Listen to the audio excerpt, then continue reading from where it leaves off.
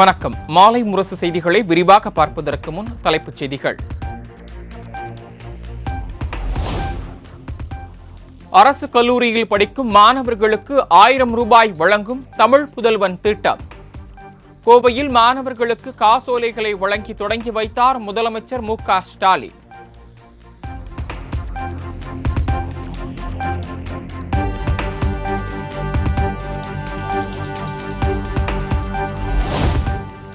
தமிழ் புதல்வன் திட்டத்தில் 3,28,000 கல்லூரி மாணவர்கள் பயன்பெறுவார்கள். வரலாற்றில் என்றைக்கும் பெயர் சொல்லும் திட்டங்களை திமுக அரசு உருவாக்கி செயல்படுத்தி வருவதாக முதலமைச்சர் பேச்சு.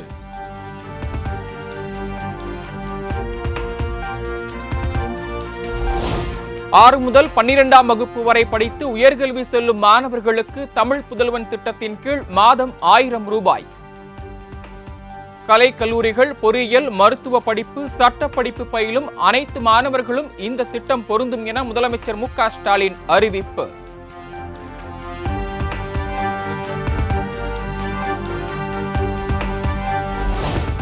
இந்தியாவுக்கே தமிழ்நாடு முன்னோடி மாநிலமாக திகழ்கிறது. தமிழ் புதல்வன் திட்ட தொடக்க விழாவில் முதலமைச்சர் மு க ஸ்டாலின் பேச்சு.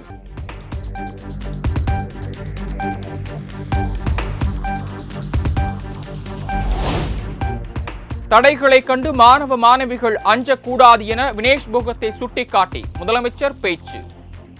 படிப்போ விளையாட்டோ எதுவாயினும் வெற்றிக்காக கடுமையாக போராட வேண்டும் எனவும் அறிவுறுத்தல்.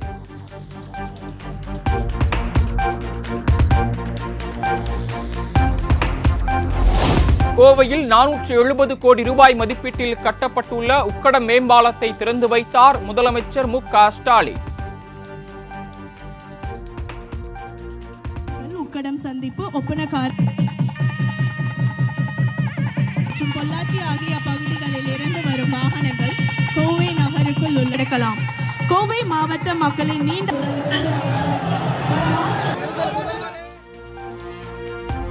40 கோடி ரூபாய் மதிப்பீட்டில் கட்டப்பட்டுள்ள உயிரியல் துறை கட்டிடத்தையும் திறந்து வைக்கிறார்.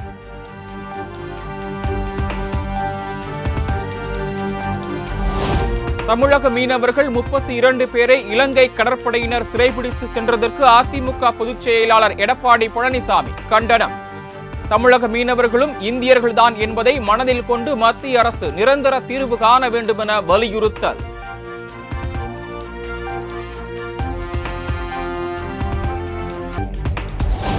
தமிழக காவல்துறையில் 24 IPS அதிகாரிகளுக்கு எஸ்பியாக பதவி உயர்வு வழங்கி தமிழக அரசு உத்தரவு.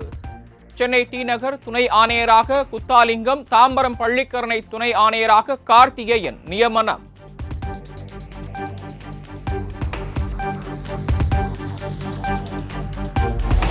ஆம்ஸ்டாங் கொலை வழக்கில் பாஜக வழக்கறிஞர் பால் கனகராஜ் விசாரணைக்கு ஆஜர்.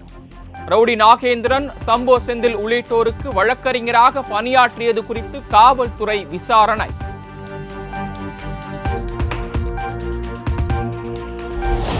ஆம்ஸ்டாங் குடும்பத்திற்கு கொலை மிரட்டல் கடிதம் அனுப்பிய வழக்கில் தனியார் பள்ளி தாளாளர் அருண்ராஜ் கைது. செம்பியம் காவல் நிலைய போலீசார் நடவடிக்கை.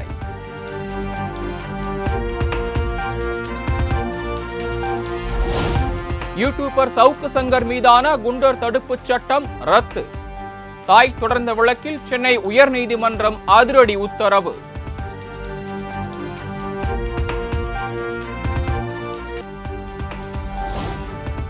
டெல்லி மதுபான கொள்கை முறைகேடு வழக்கில் முன்னாள் துணை முதலமைச்சர் மணீஷ் சிசோடியாவுக்கு ஜாமீன். உச்சநீதிமன்ற உத்தரவை அடுத்து 17 மாத சிறைவாசம் முடிவுக்கு வருகிறது.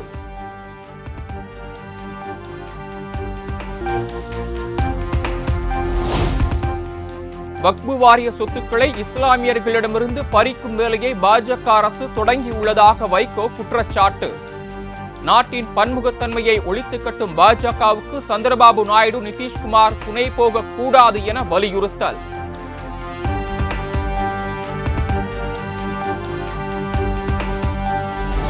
இந்தியாவில் தலைமை பதவிக்கு வரும் MP மற்றும் MLAக்களை தேர்வு வைத்து தேர்ந்தெடுக்க வேண்டும். நாம் தமிழர் கட்சியின் தலைமை ஒருங்கிணைப்பாளர் சீமான் வலியுறுத்தல். எங்களுக்கு திணிச்சிங்கல்ல. சாதாரண ஒரு பதவிக்கு வர ஒவ்வொருத்தருக்கும் நீங்கள் ஒரு மருத்துவராகி வந்தால் இந்த மருத்துவர் இந்த கல்லூரி இந்த மருத்துவமனையில் வேலை பார்க்கணும், இந்த மருத்துவக் கல்லூரியில் பேராசிரியராக இருக்கணும், இந்த டீன் இவர் இங்கே வேலை செய்யணும் அப்படின்லாம் முடிவு பண்ணுறது யார்? அதிகாரம். அதிகாரத்தை செலுத்த அதிகாரத்தில் இருக்கிற நீ என்ன தேர்வு எழுதின?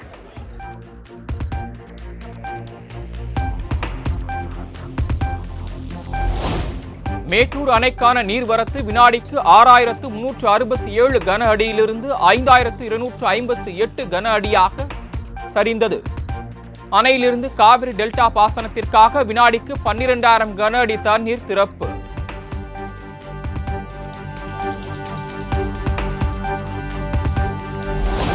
மேட்டுப்பாளையம் உதகை இடையிலான மலை ரயில் சேவை இன்று முதல் ஒரு வாரத்திற்கு ரத்து. மலை ரயில் பாதையில் பராமரிப்பு பணி காரணமாக தெற்கு ரயில்வே அறிவிப்பு.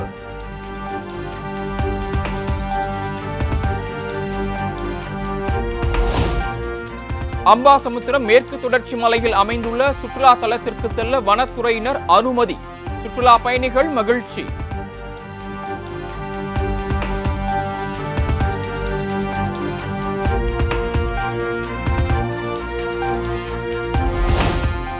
ராணிப்பேட்டை மாவட்டம் வாலாஜாபேட்டை படவேட்டம்மன் கோயிலில் ஆடி திருவிழா கோலாகலம். 1008 பால் குடங்களை கொண்டு அம்மனுக்கு சிறப்பு அபிஷேகம்.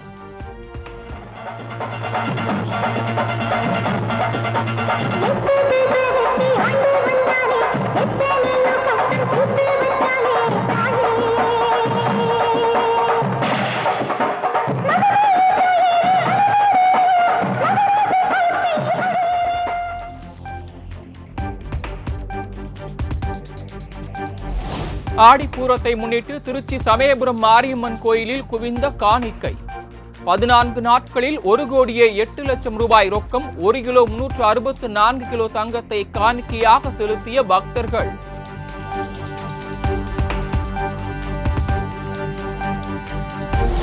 புதுச்சேரியில் நேற்று இரவு பெய்த கனமழையால் சேரும் சகதியுமாக மாறிய தற்காலிக பேருந்து நிலையம்.